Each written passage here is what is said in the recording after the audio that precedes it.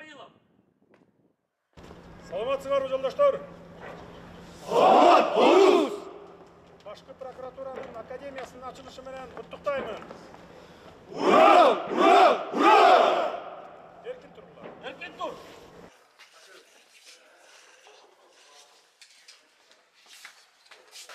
Assalomu alaykum. Qandaysiz? Qutlu olsun janob. Rahmat. Hurmatli Sadir Nurboyev, bu bizden eski Marat 65-yılı kurulgan, 65-yılı kurulgandan keyin qancha bir jogorku o'quv joylaridan o'tkazib, eskiligi tug'inib jetdi.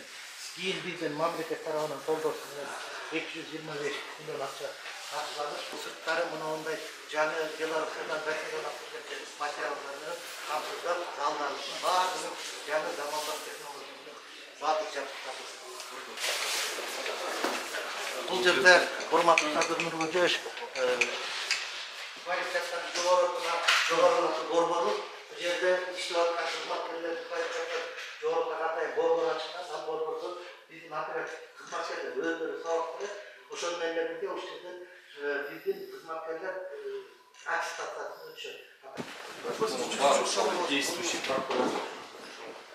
Жаш адистерди Эларалык конференция, эларалык симпозиумдун атайын конференц зал курганбыз.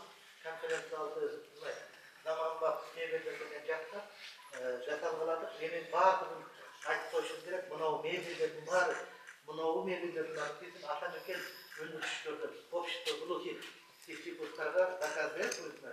Ошолорго жарат аларды колдоо максатында бүт болгон эмеректерди ошо кетет. Биринчи этап негизи бизде административдик корпус. Бухгалтерия, кафедра, деканат жайгашкан. Негизи сөөгү жакшы эле экен да. Сөөгү жакшы, бул жерде 4 кишиден турат экен, калың. Анан ички эмелерибиз жада бар жасалган. Бул жерде биз өзүбүздүн китепкана фондубуз бар. Атайын китептердин баарын өзүбүзгө тиешелүү юридикалык факультетке тиешелүү китептер, андан ары ар жагында көркөм китептерди алган. Анан бул жерден сырткары биздин электрондук варианттагы библиотекабыз бар. Ошол жерде музей. Чегеминде анан урматтуу Sadir Nurboyev. Бул жерде баягы эски ветерандардын буюмдары, эски баягы тарыхы, анан бүгүн ушул ачылышында биздин ак тилегибиз биринчи. Ушул ак тилегибизде биздин китебибизде калуу тилегибизди таанышты. Келечекте бул жерге коноктор көп келет. Бүгүн канчасы 20-сы? 20-чы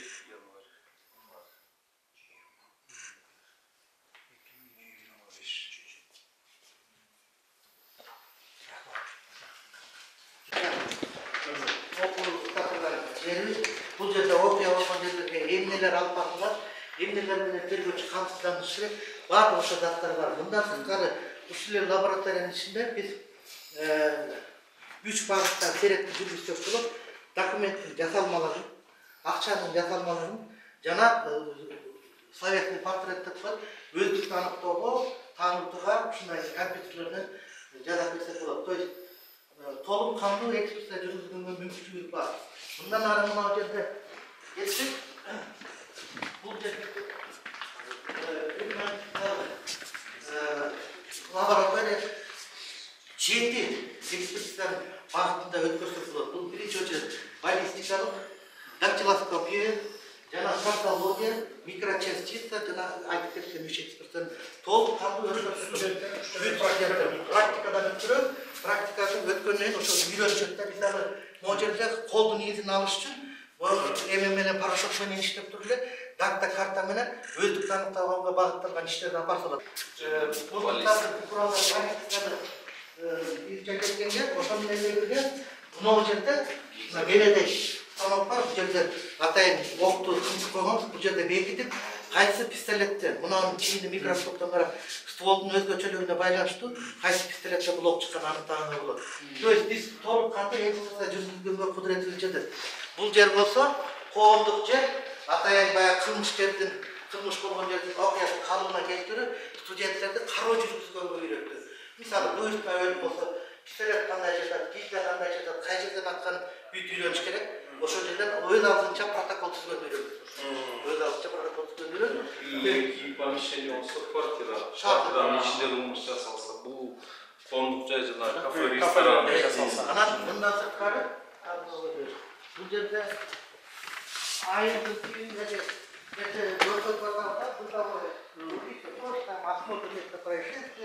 как от центра периферии или перифериядан борборға қарай ошон барып жүрді. Bundan sırtları жаңы жана билими технологияны колдонуп биз зерт экранында маска кийгизип эки эле үй менен чектелген комчу сокор, жайлоо, же болбосо көлдүн жээгинде болгон кылмыштарды виртуально көрүп, ал ошо карап аткан нерсени айтат, айткан нерсе компьютерге фиксацияланат. Кийин өзү оңдоп кайра чыгарып алат да, то есть жеңил болот. Бул жерде окуу программаларда практика менен теория айырмашылык болот да, параллельно сразу сенин ачышына кетет да, практика. Өзүңүздөргө белги болгондой, пробация деген Министерство юстицияда атайын департамент бар. Алардын да системасы толугу менен биздин мекеме тарабынан автоматташтырылган. Азыркы учурда аларда каттоо, көзөмөл автоматтык түрдө жүргүзүлөт. Ошол эле учурда мына пробациянын клиенти Талгат деген Асангазиев Талгат мыйзам боюнча айына 2 жолу келип катталып туруш керек. Мурда коррупциялык риск жаратып, телефон аркылуу, тааныш аркылуу катыштым деген мүмкүнчүлүк берчи. Азыр биздин ушул балдар тарабынан иштелип жаткан система боюнча мынакей атайын пробация органына келип подтверждение берет. Ал эми өзүңүз меники. Азыр сиз басып көрсөңүз, башка бирөө басса мына не прошел. То есть бул дагы биздин прокурордук көзөмөлгө толук кабинеттен отуруп эле көзөмөлдү текшергенге толук мүмкүнчүлүгү бар. Бунун көп мүмкүнчүлүктөрү бар. Убакыты, сааты, бардыгы, мөөнөтү качан бүтөт толук көрсөтүлгөн. Баягыдай качан келем деген эмес жок, көзөмөл толугу менен. Анан ситуационный картанын үстүнөн азыр иштеп жатабыз. Буюрса 1-2 айдын ичинде бүтүрөбүз. Бул эмне максатта атат? Бул көбүнчө жетекчилер үчүн кандайдыр бир коллегия, координационный совещание өткөрүш үчүн сөзсүз түрдө 1 жума мурун тапшырмалар берип, анализ тапшырма сравнительный баягы ошондой болбош үчүн жетекчи эртең менен деги эле кабинетине келгенде бул бир эле багыты. Канча кылмыш 2024-жылы бардык маалыматтар, кылмыштар 280 миң катталган. Булар боюнча кабыл алынган чечимдер региондор боюнча орган, район боюнча бөлүнүп болот. Бул тепловая карта деп атаганбыз. Анткени могу картада мына Кочкул жерине бассак, кайсы жерине бассаңар, мынакей ошо Сокулук районунда канча катталган. То есть баягы кошумча күчтүн кереги жок, жетекчи өзү эле билип алат. Агашыраак жер болсо, мынакей карасаңар, бул жерде Карабулжада азыраак катталгандыгын, бул ар бир кылмыштын түрү боюнча толук маалымат бергенге мүмкүнчүлүгү бар. Кыскача ушул маалымат эсиле кошумча суроо болсо, көп эле. Жакшы суроо деле жок. Ар бир район өзүнчө экенде бастың, ал жерден данныйларды бүт алып коет экенсиң. Атайын доступный. Специалистти чакырып, районду чакырып отурбай эле өзүң эле кирип коесуң. Жакшы бул, эң жакшы. Работа математики өзгөртүп. Бул жанагы биздин автоматташтырган система кылмыштардын бирдиктүү реестрине кошулган. Ошон толук маалыматты алган болот мүмкүнчүлүгү. Реалдуу түрдө студенттерге канча? Студенттерге да эл коюп беребиз. Анализ жасаганда үйрөтөбүз ошондо.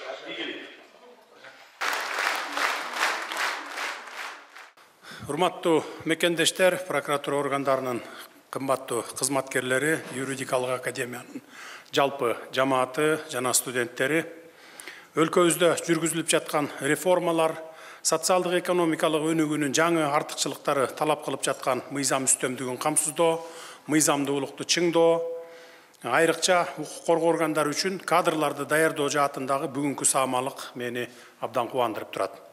Кыргыз Республикасынын башкы прокуратурасынын юридикалык академиясынын расмий ачылышы мамлекетибиздин билим берүү жаатындагы маанилүү тарыхый иш-чаралардын бири десек болот. Мындан улам мен жалпы мекендештеримди билим берүү, укук таануу коомчулугун юридикалык академиясынын ачылышы менен чын дилимден куттуктаймын.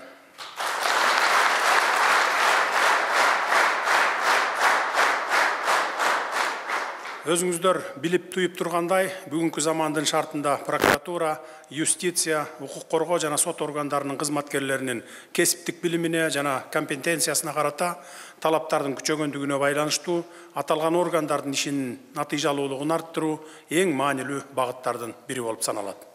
Мында кадрларды даярдоо жана квалификациясын жогорулатуу системасын өркүндөтүү маселеси өзгөчө актуалдуу болуп жаткандыгын жакшы билесиздер. Дүйнө жүзү тез өзгөрүп турган чакта заман чакырыктары менен ар кандай кооптуу жагдайларга татыктуу жооп берүү үчүн прокуратура, юстиция, укук коргоо органдарына жана сот системасына күчтүү кадрлар жана жогорку класстагы кесипкөй адистер керек. Квалификациялуу кадрларга болгон муктаждык, кадр саясатын түп тамырынан бери кайра карап чыгуу, сабаттуу жана ак ниет иштеген кызматкерлерди тандоо жана кызмат тепкичтерине көтөрүү боюнча ирээттүү кадрдык менеджмент жаатындагы алдыңкы стандарттарды, инновацияларды киргизүү маселеси курч коюлууда. Ушуга байланыштуу 2023 жылы Кыргыз Республикасынын башкы прокуратурасынын юридикалык академиясын түзүү чечими кабыл алынган. Юридикалык академиянын эң негизги максаты прокуратура жана башка укук коргоо органдары үчүн жогорку квалификациялуу кадрларды даярдоого багытталып, үзгүлтүксүз окутуунун натыйжалуу системасын түзүү болуп саналат. Биз бул академиядан укук коргоо жаатындагы кызматкерлердин иш учурунда келип чыккан алешемдиктери, кемчиликтери, мүчүлүштүктөрү кыскарып, натыйжалуулугу артаарын, билими менен иши айкалышаарын илгери үмүт менен күтөбүз. Академияга катуу талаптарды коюу менен мамлекеттик кадр саясатын ырааттуу ишке ашыруу, кадрларды тандоо системасын жана тажрыйбасын өркүндөтүү, прокуратура органдарынын кызматкерлеринин дараметин арттыруу, алардын кесиптик даярдыгын, адеп акылактык жактан өнүгүүсүн, мекенчилдигин камсыз кылышыбыз керек.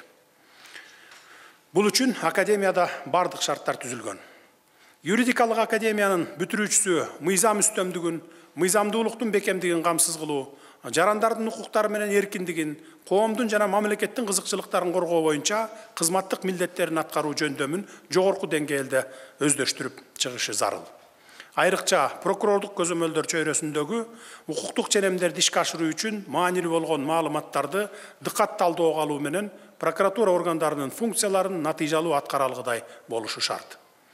Юридикалык заманбап билим берүү аркылуу ар бир бүтүрүүчү болочок жаш адис адам укуктарына байланыштуу реалдуу ишмердигине ишенимдүү түрдө кадам жасашы абзел.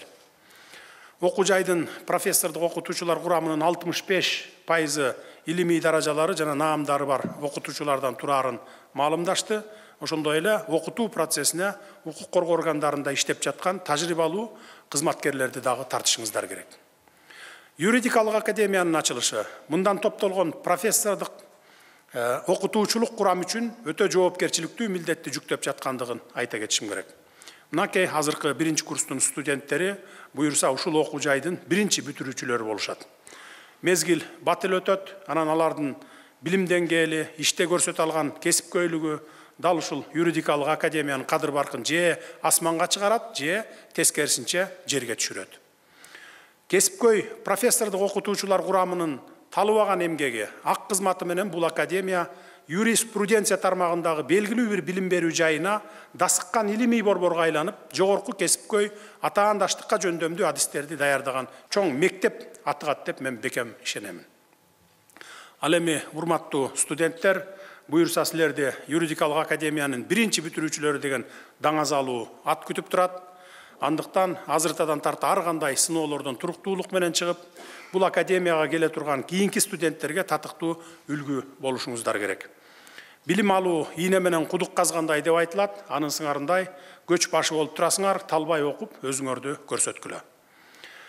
Ар бириңер ката кетирүүдөн коркпой, эмнеге жөндөмдүү экениңерди далилдөө менен 5 жылдан кийин жогорку квалификациялуу адис болууга умтулгула.